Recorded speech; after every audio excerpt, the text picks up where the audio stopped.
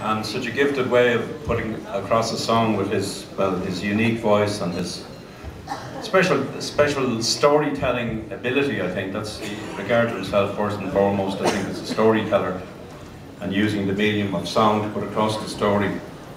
And I think he left a huge legacy really to the world of folk music, and I think wherever our music is played around the world, the name Ronnie Drew will never be forgotten.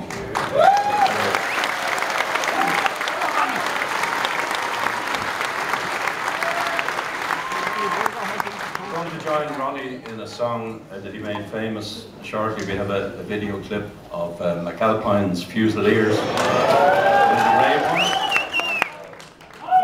In the meantime, I'd like to say a final poem, a little poem I wrote about Ronnie, called Ronnies Heaven. I wrote this today after Ronnie's funeral, and I was thinking in a quizzical kind of a way, I suppose, you know, what kind of heaven Ronnie might be in, and whether this heaven would have met with his expectations, because he wasn't too easy to please now at times. He could be a bit contrary at times, a bit grumpy, but anyway, this light-hearted look at that situation. And Kavanagh refers to Patrick Kavanagh, of course, the great poet who was a very good friend of Ronnie's.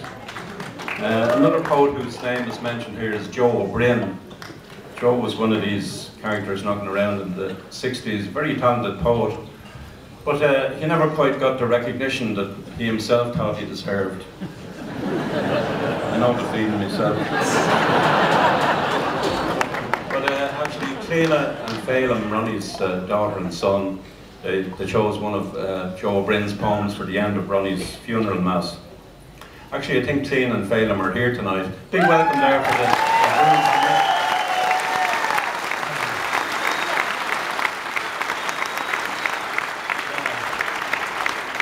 And finally, there's a mention of Deirdre, Ronnie's wonderful wife, who sadly died just a little over a year before him. But, thank you. So this is it, Ronnie's Heaven, not too serious now. What's it like, Ronnie, your new life?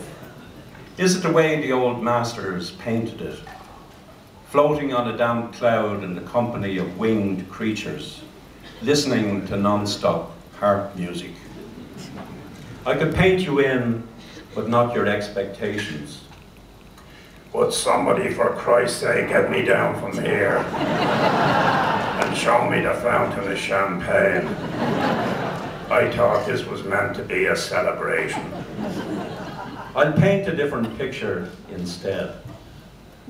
I see your spirit freed at last from earthly shackles, soaring to a new consciousness, communicating with Kavanagh without the encumbrance of words, without the embarrassment of being barred from 4 Beckett Street pubs.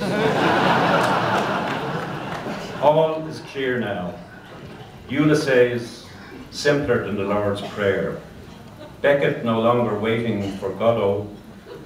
And Joe O'Brien sidling over with an impish grin. How are you, Ronnie? You brought me fame at last. I heard Cleena and Phelim pick me poem for the end of your mass, but you needn't have hurried. There's no closing time over here. Just one continuous holy hour. Now Deirdre comes into focus, bridging and healing a painful absence. Unhindered by bodies, your spirits embrace and entwine in a never-ending spiral of joy, leaving behind the 3 great imponderables tortured you. What is life? What is art? And where the fuck is Barney?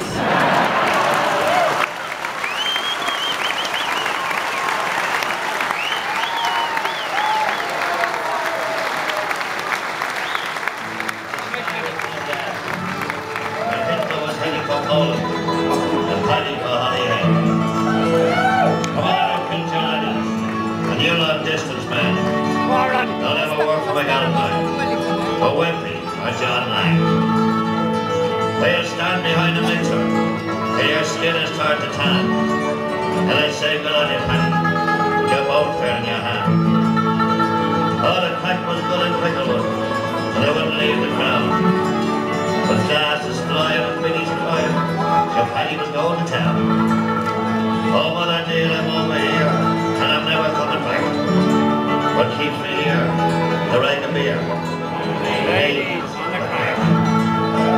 I come from County Kerry, the land of eggs and bacon. If you think I'd eat your fish and chips, I'd take you a mistake.